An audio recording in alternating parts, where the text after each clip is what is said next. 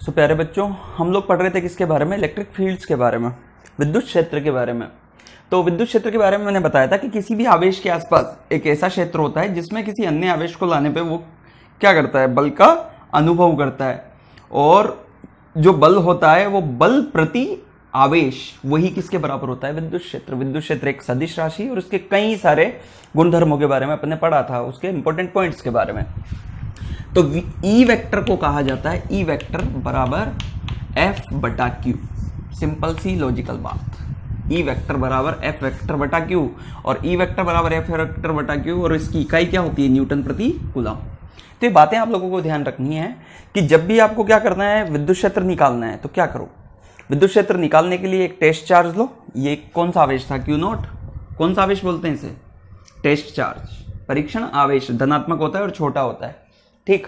इसका कॉज मैं बाद में भी बताऊंगा आप लोगों को कि इसे छोटा क्यों लिया है। अभी यहाँ पे ध्यान रखो कि खुद का विद्युत क्षेत्र उत्पन्न नहीं कर पाता, ताकि मूल विद्युत क्षेत्र जिसकी हमें गणना करनी है उसके प्रारूप को चेंज ना करे। मैं आगे आपको एग्जाम्पल देके भी बताऊंगा कि मैंने ऐसा क्यों बोला था, ठीक। तो ई वेक्टर बराबर एफ वेक्टर बटा क्यू नॉट, ये टेस्ट चार्ज। तो ये बल निकालो और उसमें उसी आवेश का क्या दे दो? भाग।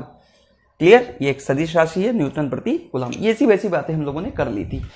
अब अपन बात करते हैं कि अगर मान लीजिए कोई बिंदु आवेश दिया हुआ है आपको Q, तो उससे r दूरी पर आपसे पूछा जाए कि विद्युत क्षेत्र या विद्युत क्षेत्र की तीव्रता कितनी होगी, तो आपको गणना करनी आनी चाहिए। तो हमारा जो टॉपिक है वो क्या है?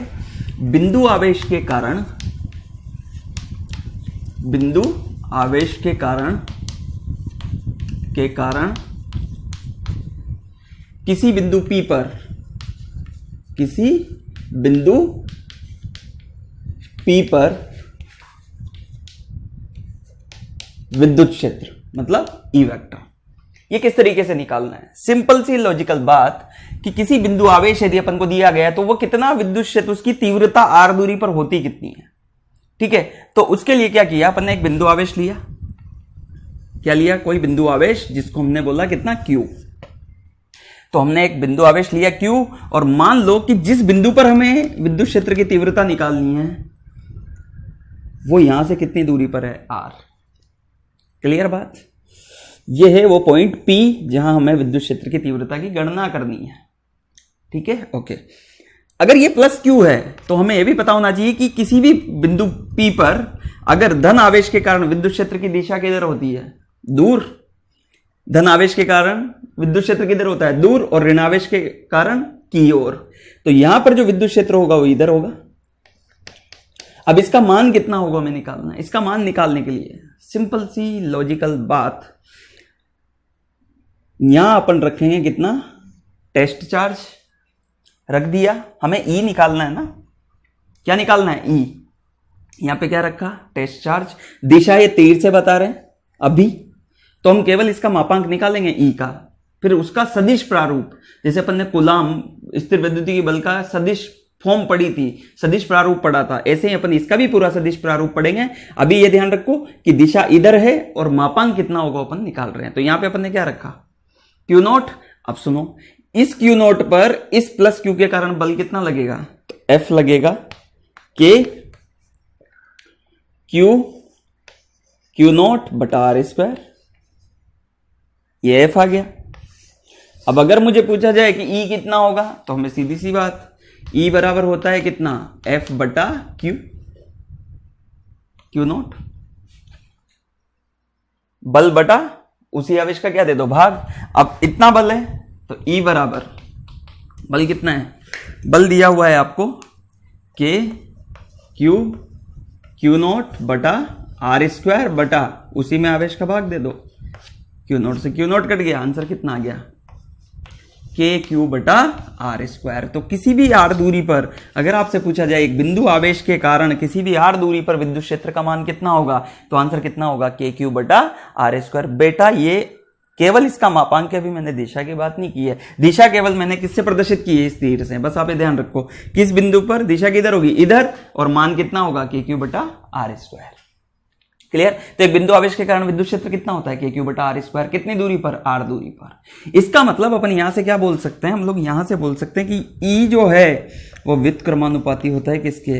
1 बटा व्युत्क्रमानुपाती होता है किसके, आर स्क्वायर के। इसका मतलब जैसे जैसे दूरी बढ़ती जाएगी विद्युत क्षेत्र का मान कम होता जाएगा। जैसे अगर मैंने बोला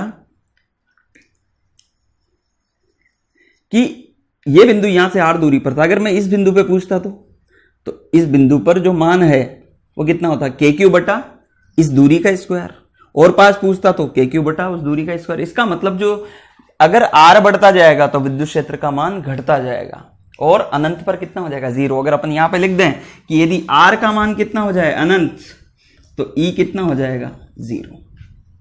तो यदि आर को क्या ले अनंत, अनंत दूरी पर विद्युत क्षेत्र कितना हो जाएगा, जीरो। तो किसी भी बिंदु आवेश के कारण आर दूरी पर विद्युत क्षेत्र का मान कितना होता है, के क्यू बटा आर स्क्वायर।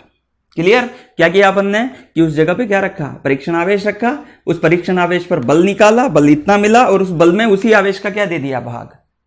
क्लियर। अब आपको बार बार गणना करने की जरूरत नहीं है, आप सिंपली ये कर दो कि अगर मुझे विद्युत क्षेत्र का फॉर्मूला पता है किसके कारण, बिंदु आवेश के कारण, ये विद्युत क्षेत्र के क्यू बटा आर स्क्वायर किसके कारण है, बिंदु आवेश के कारण, बिंदु आवेश के कारण। और बेटा अगर आपको बिंदु आवेश के कारण अगर आता है तो फिर आप कोई भी आवेश दे दिया जाए आपको, उसके कारण अपन आगे निकालेंगे, लेकिन सबसे पहले ये फॉर्मूला आपको पता होना चाहिए कि ये एक बिंदु आवेश के कारण आर दूरी पर स्थित बिंदु पर विद्युत क्षेत्र कितना होता है, के क्यू बटा आर स्क्वायर। और देखो अगर आपसे पूछा जाए कि के क्यू बटा आर स्क्वायर, के क्यू बटा आर स्क्वायर, के क्यू बटा आर स्क्वायर, ये विद्युत क्षेत्र का मान आया, दिशा प्लस क्यू के कारण दूर और माइनस क्यू के कारण आवेश की ओर। तो अभी मैं केवल इसे अदिश फॉर्म में लिख रहा हूं, सदिश फॉर्म में अपन बाद में बात करेंगे। अच्छा, तो ई व्युत्क्रमानुपाती है किसके, आर स्क्वायर के। अगर आपसे ई और एक्स के बीच का ग्राफ पूछा जाए, मान लो वाई अक्ष पे ले लिया किसको, ई को, और एक्स अक्ष पे ले लिया किसको, आर को। तो सुनो ध्यान से, ये मूल बिंदु है, तो देखो ग्राफ कैसा बनेगा, ई को किस पे ले लिया, वाई अक्ष पे, और आर को किस पे ले लिया, किस पे ले लिया, एक्स अक्ष पे। इसका मतलब y 1/x स्क्वायर, इसका ग्राफ कैसा होता है, y 1/x स्क्वायर का ग्राफ कैसा होता है, कुछ इस तरीके का। तो ये ग्राफ भी आप लोगों को ध्यान रखना है,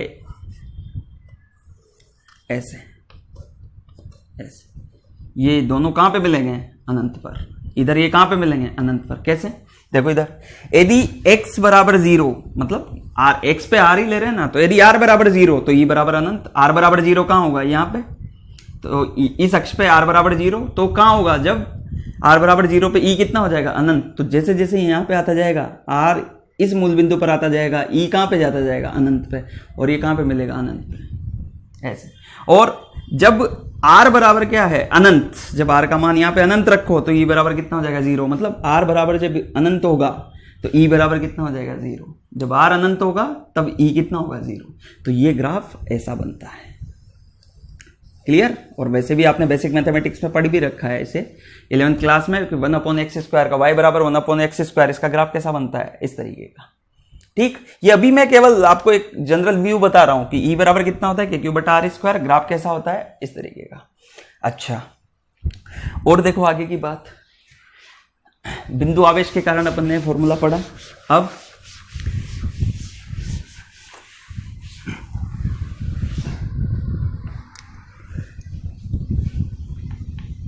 अगर आपसे पूछा जाए कि एक आवेश के कारण कितना होता है, के क्यू बटा आर स्क्वायर, दिशा प्लस क्यू के कारण दूर और माइनस क्यू के कारण अंदर। ठीक है ना। तो आपसे पूछा जाए कि मान लो हमें कोई पॉइंट दे दिया और कई सारे आवेश दे दिए, कई सारे बिंदु आवेश दे दिए, वो बोला गया कि परिणामी विद्युत क्षेत्र कितना होगा। तो परिणामी विद्युत क्षेत्र, परिणामी बल कैसे निकाला था अपन ने, परिणामी बल निकाला था अध्यारोपण के सिद्धांत के आधार पर। उसी तरीके से यहाँ पे भी अध्यारोपण का सिद्धांत अपन लिख सकते हैं। तो विद्युत क्षेत्र के केस में अध्यारोपण का सिद्धांत क्या होगा, अध्यारोपण का सिद्धांत वो क्या है कि यदि मुझे कई आवेश दिए गए हैं, कई बिंदु आवेश दिए गए हैं, जैसे एक आवेश यहां पे दे दिया Q1, एक आवेश यहां पे दे दिया मान लो Q2, और एक आवेश यहां पे दे दिया मान लो Q3 में, ऐसे एक एग्जांपल ले रहा हूं। और बोला गया कि इस बिंदु पर विद्युत क्षेत्र कितना होगा, इसे -Q2 ले लो, चलो ठीक है ना। इस बिंदु पर विद्युत क्षेत्र कितना होगा, तो यहां से दूरी कितनी है R1, ये दूरी कितनी है R2 और ये दूरी कितनी है R3। अब इस माइनस क्यू के कारण इस बिंदु पर विद्युत क्षेत्र किधर होगा, इधर, इधर कितना E2, तो दिशा तो पता चली गई, वेक्टर पे मैं लिख दो। इस Q1 के कारण इस बिंदु पर विद्युत क्षेत्र इधर, इसी रेखा के अनुदिश होगा ना, किधर, दूर। क्यों, ये प्लस का है तो दूर, ये माइनस का था इसलिए अंदर, ये भी क्या है प्लस का तो इसकी वजह से दूर, इधर। ये कितना हो गया, ये है E1, ये है E2, E3, ये E3 हो गया। अब अगर इस बिंदु पर मुझे परिणामी निकालना है तो परिणामी इन दोनों का क्या होगा, सदिश योग। और वही क्या है अध्यारोपण का सिद्धांत कि किसी दिए गए बिंदु पर परिणामी विद्युत क्षेत्र प्रत्येक आवेश द्वारा उत्पन्न विद्युत क्षेत्र का सदिश योग के तुल्य होता है। इसका मतलब ई परिणामी यदि इस बिंदु पर, इसे P नाम दे दूं, EP वेक्टर बराबर क्या होगा, इन सभी अलग अलग आवेशों द्वारा उत्पन्न विद्युत क्षेत्र के सदिश योग के तुल्य है। तो किसी भी बिंदु पर जो विद्युत क्षेत्र होता है परिणामी विद्युत क्षेत्र, वो सभी आवेशों द्वारा उत्पन्न विद्युत क्षेत्र के सदिश योग के बराबर होता है। तो किसी दिए गए बिंदु पर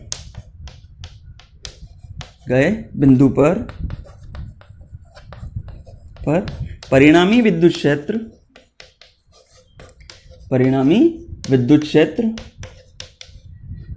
सभी आवेशों द्वारा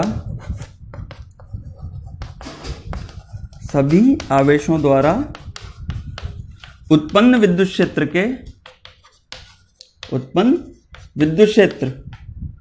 के या विद्युत क्षेत्रों के सदिश योग के तुल्य होता है,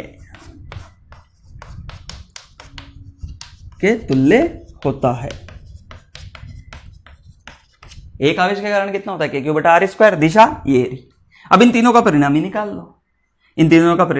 लो, तो वो परिणामी जो आएगा वो इस बिंदु पर कुल विद्युत क्षेत्र को बताएगा। EP बराबर E1 vector plus E2 vector plus E3 vector. इसे अध्यारोपण का सिद्धांत किसके संदर्भ में, विद्युत क्षेत्र के संदर्भ में। और पहले अपन ने कूलाम बल के संदर्भ में पढ़ा था, दोनों सेम सी चीज है, बस क्या किया, बल में आवेश का ही तो भाग देना है। क्लियर, चलो और देखो आगे की बात।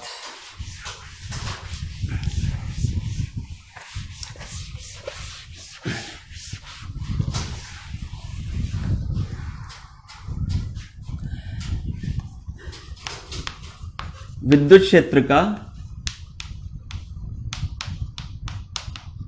सदिश प्रारूप वेक्टर फॉर्म, ऐसा पढ़ा था अपन ने, किसमें, कूलाम बल में भी पढ़ा था, कूलाम बल का सदिश प्रारूप। ऐसे वही सेम चीज करनी है क्या, कि मान लो कोई आवेश का स्थिति सदिश दिया हुआ है। क्या दिया हुआ है, स्थिति सदिश किसी आवेश का, ध्यान से सुनो, आवेश का स्थिति सदिश ये रहा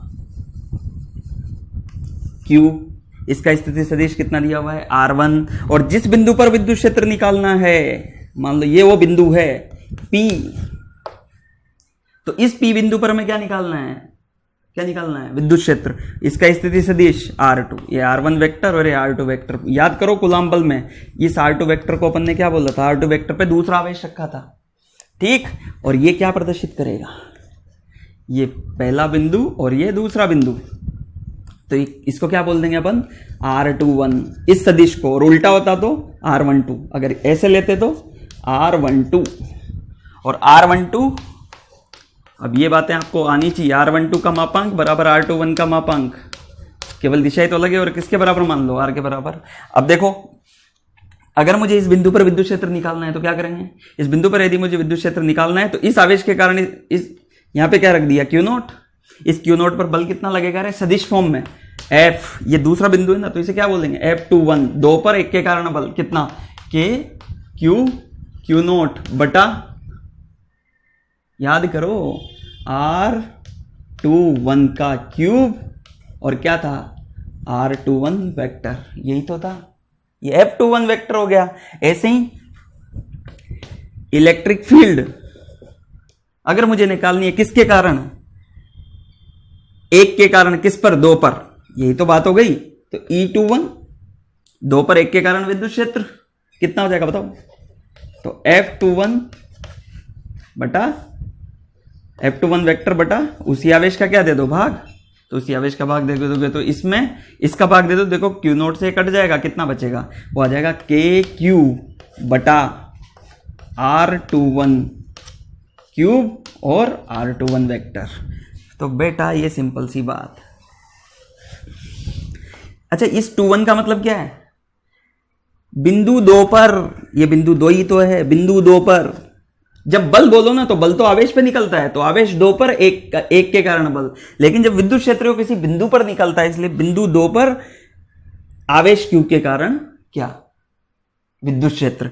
तो आवेश Q किस पे रखा है, एक बिंदु पर, और किस पर विद्युत क्षेत्र निकालना है, 2 पर, इसलिए E21 बोल दिया। और उसकी वैल्यू कितनी आई, क्योंकि ये सदिश फॉर्म में है, किसमें, सदिश फॉर्म में। अगर आपसे जनरली पूछा जाए, अगर मान लो कि ये आवेश यहां होता तो फिर R12 आ जाता, ठीक है ना, ये इस तरीके से। अब आपको R2 दिया हुआ है, R1 पता है, R1 दिया हुआ है, R2 दिया हुआ है, R21 जैसे पहले निकाला था वैसे ही निकालना है। R21 कैसे लिखोगे, R21 वेक्टर बराबर क्या होगा बोलो, R2 vector minus R1 vector, और R12 वेक्टर, R12 वेक्टर कैसे होगा, R1 vector minus R2 vector.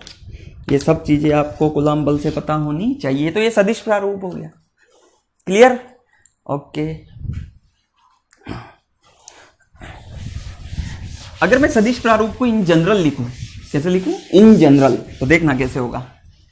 देखो, अगर मान लो यहां पे आपको दे दिया क्या, क्यू आवेश, ये क्यू आवेश दे दिया, बोला यहां से R दूरी पर इस बिंदु पर विद्युत क्षेत्र का सदिश रूप लिखो, तो देखो क्या लिखोगे, ये क्यू है, ये 1 पॉइंट है, ये 2 पॉइंट है, मुझे P पर लिखना है, तो मुझे पता है ई सदिश अगर मैं लिखूंगा तो देखो क्या लिखूंगा। अच्छा, यहां से यहां तक जिस बिंदु पर निकालना है उधर तीर का शीर्ष वही होगा ना, जिस पर निकालना है वहां पे शीर्ष होगा। याद है जहां पे बल निकालना था तो ये सदिश का मुंह वही था, इसे अपन ने क्या बोल दिया, आर वेक्टर।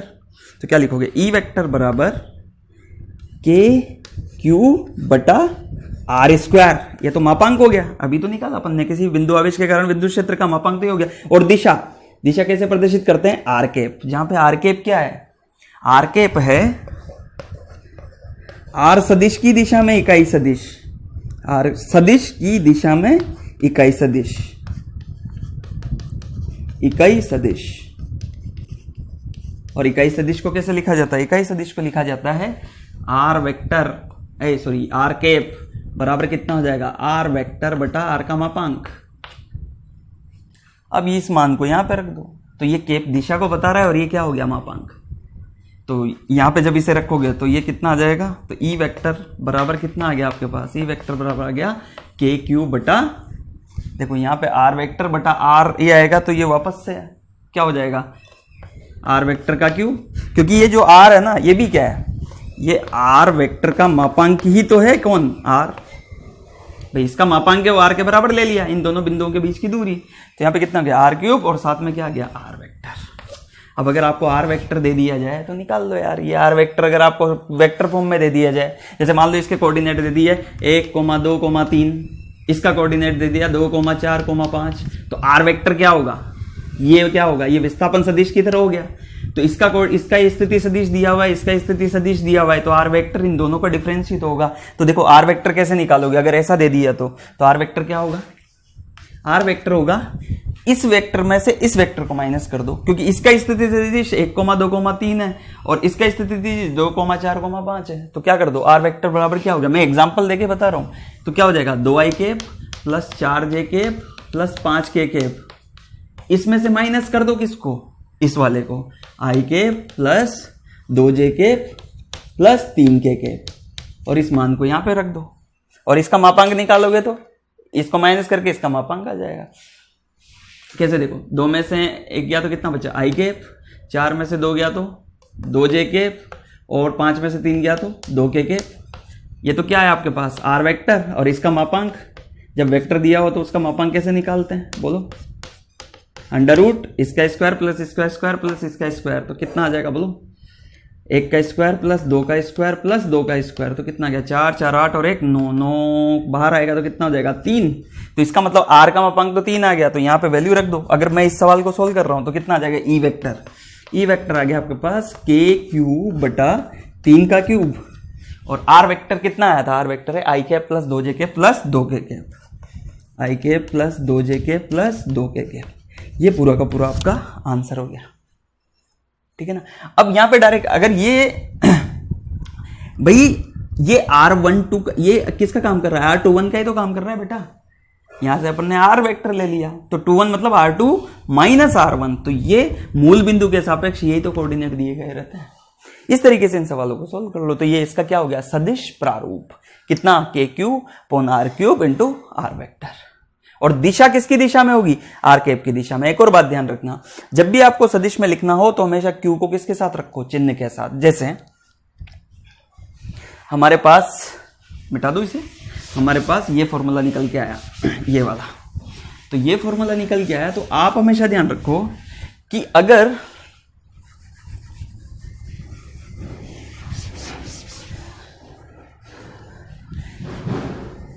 ये Q, ये वो बिंदु जहां पे विद्युत क्षेत्र निकालना था, ये कौन था, R वेक्टर, तो अगर ये Q की जगह क्या होता, माइनस, तो फिर अगर ये माइनस होता, देखो ये तो प्लस के लिए निकाला था, अगर ये माइनस होता तो क्या करते, तो E वेक्टर बराबर क्या होता, E वेक्टर देखो क्या होता, E वेक्टर बराबर होता K माइनस Q अपॉन का क्यूब R वेक्टर। तो अल्टीमेटली क्या आया, E वेक्टर बराबर माइनस KQ अपॉन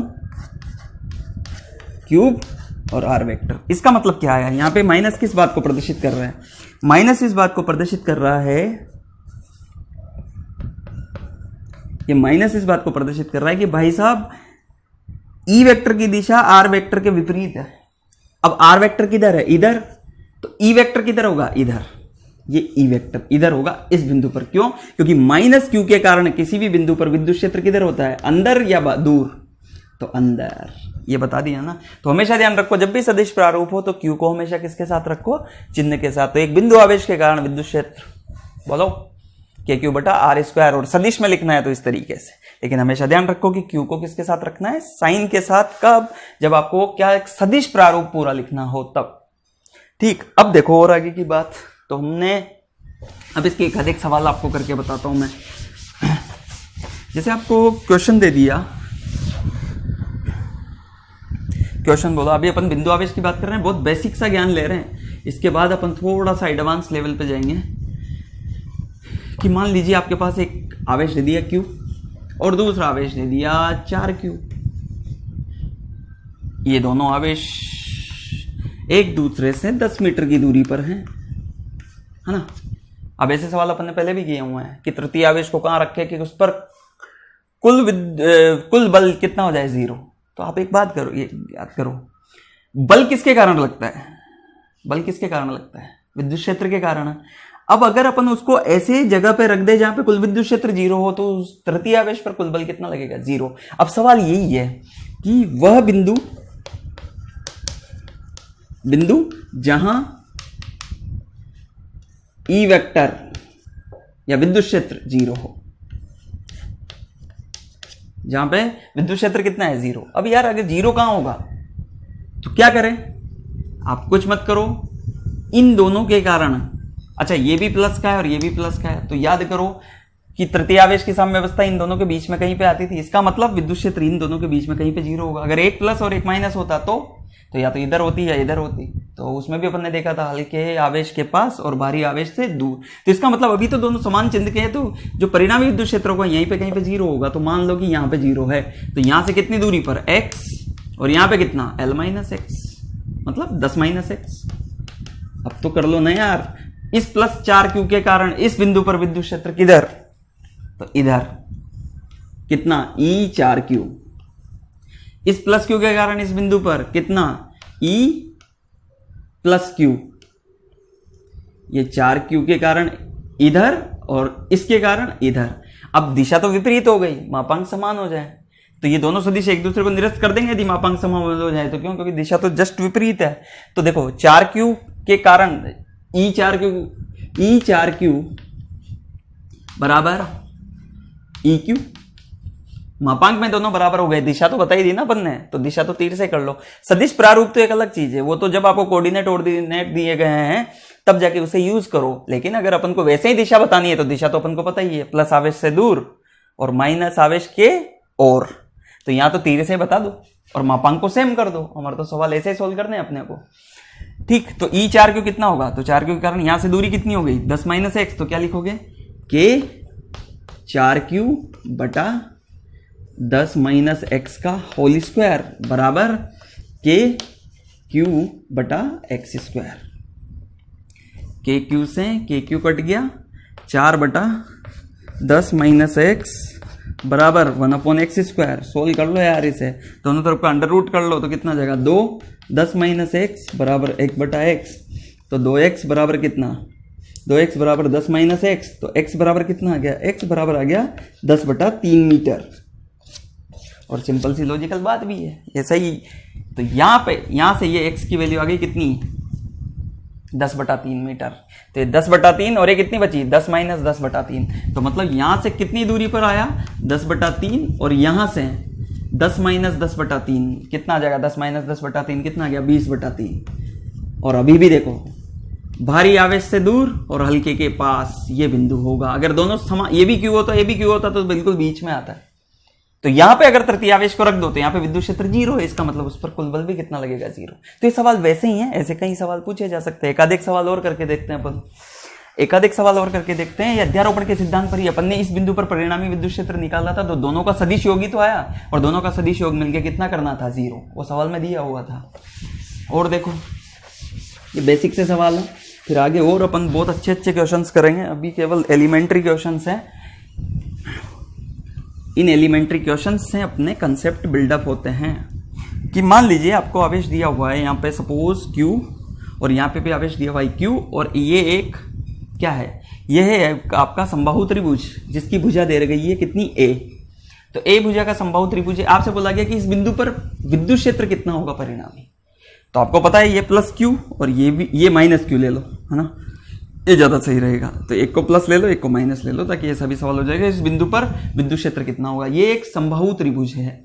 तो इस बिंदु पर इस बिंदु को P मान लिया अपन ने, ये 60 डिग्री, ये 60 डिग्री और ये भी 60 डिग्री।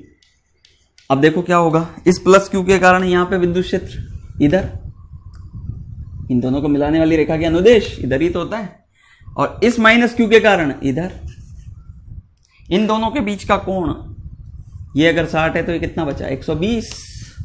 अच्छा ये भी प्लस Q है, इन दोनों का आवेश तो सेम है, दूरी सेम है, तो ये कितना होगा के क्यू बटा, दिशा तो इससे बताई दी ना, तो अपन केवल यहाँ मापांक लिखेंगे। और पूरा सदिश लिखना होता तब इस Q को साइन के साथ लिखते, लेकिन यहाँ तो सदिश तो अपन तीर से बता ही रहे हैं।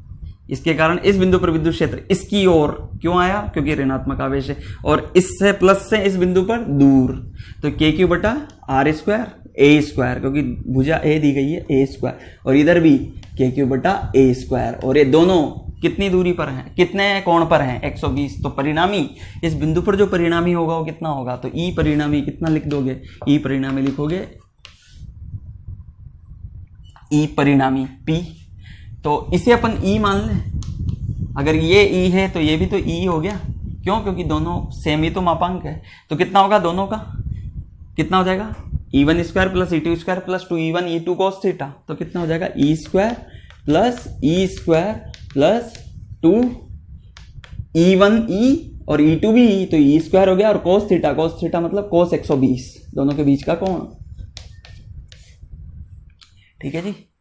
जब आप इसको देखोगे तो cos 120 कितना आ गया -1/2, cos 90 प्लस 30, तो cos 90 प्लस 30 कितना हो गया माइनस साइन 30, तो साइन 30 की वैल्यू 1/2, 2 से 2 कट जाएगा, तो EP बराबर कितना आ गया आपके पास √E square plus E square plus 2E square into -1/2, cos 120 का मान 2 से 2 कट गया, इस -E स्क्वायर से 1 स्क्वायर कट जाएगा, √E स्क्वायर बाहर आएगा तो E तो बच गया, तो EP बराबर कितना E और उसका मान कितना है के क्यू बटा ए स्क्वायर। अच्छा ये तो मापांक आ गया, इस बिंदु पर परिणामी विद्युत क्षेत्र कितना आया के क्यू बटा ए स्क्वायर, ये तो मापांक आया। अब दिशा सर, तो देखो ये बिंदु था, ये इधर था, ये इधर था, क्या करो ये कितना कोण है 120। अच्छा दो सदिश हैं, ए भी ई है और ये भी ई है, आप क्या करो ये 60 डिग्री हो गया ना, आधा आधा बढ़ गया था, तो देखो मैं पूरा करके बताता हूं, ये 60 है तो इसका इधर घटक कितना आएगा इधर घटक आएगा ई साइन 60, इधर ई कोस 60, इसका भी इधर घटक ई साइन 60 और इधर ई कोस 60, तो इसी में जुड़ जाएगा, इसी में जुड़ जाएगा ना, प्लस ई कोस 60।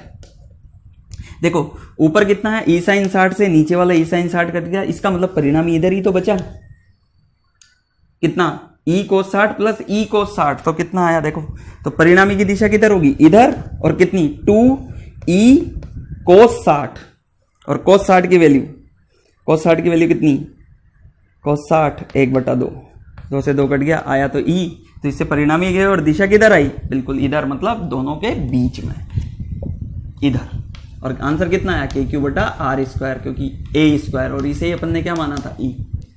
तो इस बिंदु पर जो परिणामी विद्युत क्षेत्र आया वो बिल्कुल इधर आया, या यूं बोल दो कि इस रेखा से 60 डिग्री या इस रेखा से 60 डिग्री, कुछ भी बोल दो, या यूं बोल दो x अक्ष के अनुदिश, क्योंकि ये x अक्ष भी तो है, प्लस x अक्ष के अनुदिश। ठीक, तो इस तरीके से कई सवाल आपके बन सकते हैं। आप इस तरीके से वेक्टर बनाओ और वेक्टर्स को अक्षों पर घटक करके और इस तरीके से परिणामी विद्युत क्षेत्र की गणनाएं कर सकते हैं। क्लियर बात, ऐसे कई सवाल आपको मिलेंगे और ये सवाल आपको करने हैं। एक और सवाल देता हूं, देखो आपको होमवर्क के लिए, आप इस सवाल को सोल्व करना।